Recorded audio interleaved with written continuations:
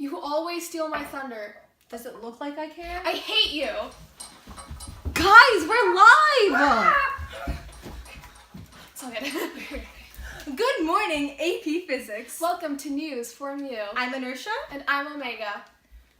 Isn't it a great day for vision homework? It sure is, Inertia. Vision homeworks are truly the highlight of my day.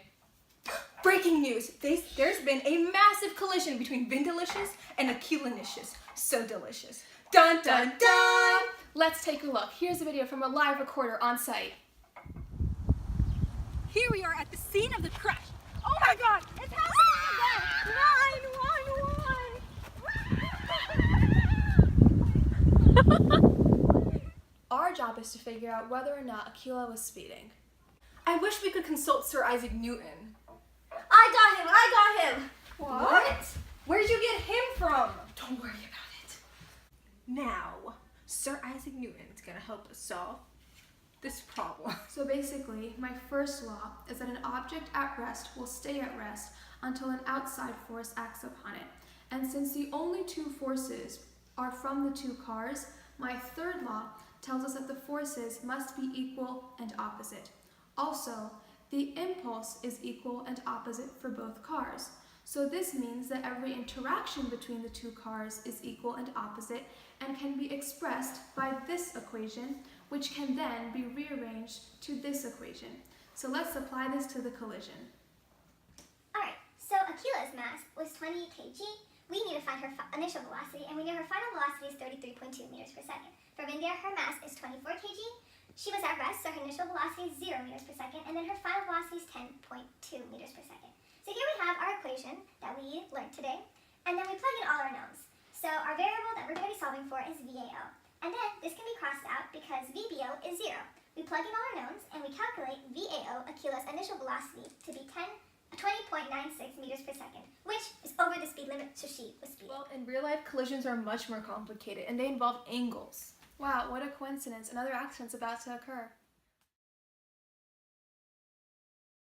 Previous footage was a crash between a yellow car with a mass of 1,020 kilograms that was at rest, while a green car with mass 1,200 kilograms had an initial velocity of 42.6 meters per second traveling east. After the crash, the green car's final velocity was 35 meters per second at 53 degrees. The FBI wants us to figure out the angle and the final velocity of the yellow car. In 2D momentum, the angles move in different directions in respect to the x and y axes. This also follows the rules of conservation of energy. As you can see from the initial diagram, the green car is moving to the east at a certain velocity, and the yellow car is just standing there, it's at rest. And then after the collision, you can see in the final diagram, the green car is moving above the horizontal at an angle of 53 degrees, and then the yellow car is moving at below the horizontal at a velocity that we don't know yet because we're about to calculate it, and at an angle of we don't know yet because we're about to calculate it. So to find the final yellow car velocity and the final yellow car angle, we want to start with the x direction. Since this is 2D, that means there are two directions of momentum. So we're going to start with the x direction of momentum.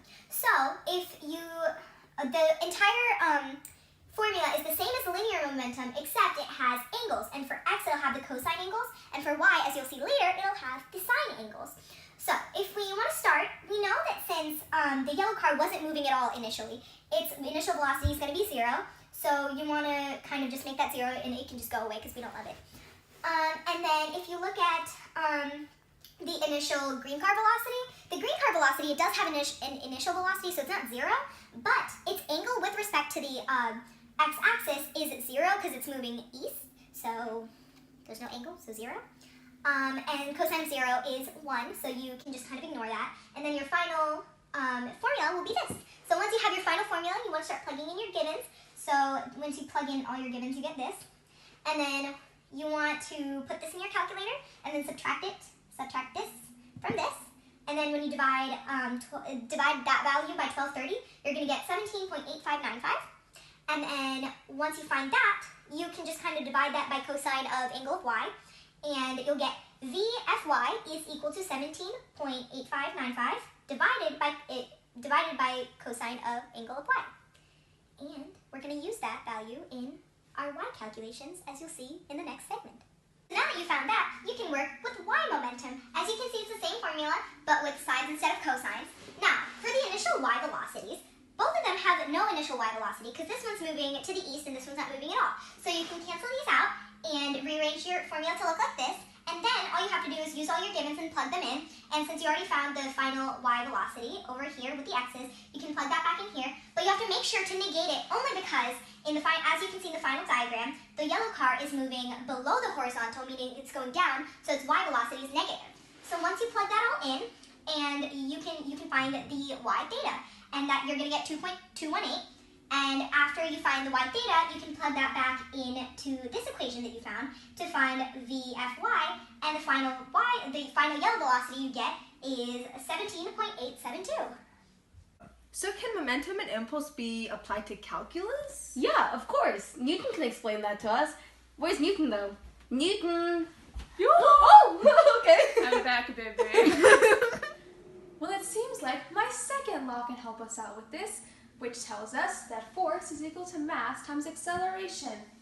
And since force is equal to mass times change in velocity over change in time, and since change in momentum is equal to mass times change in velocity, what we really have here is force is equal to momentum over change in time. And after rearranging that equation, we get impulse, which is the integral of f dt. Therefore, impulse is the change in momentum. So let's apply what Newton taught us to this problem. So here we have the force of a car with respect to time.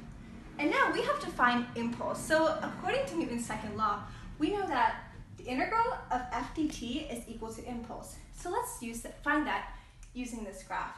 So here we have this beautiful shape. What we can do is split it into three separate shapes. A triangle over here, a rectangle, and a triangle. So the area under the curve is what an integral is. So let's find the area under this curve. So what you can do is 1/2 base times height for the first triangle, then base times height for the rectangle, and then 1/2 base times height for the second triangle.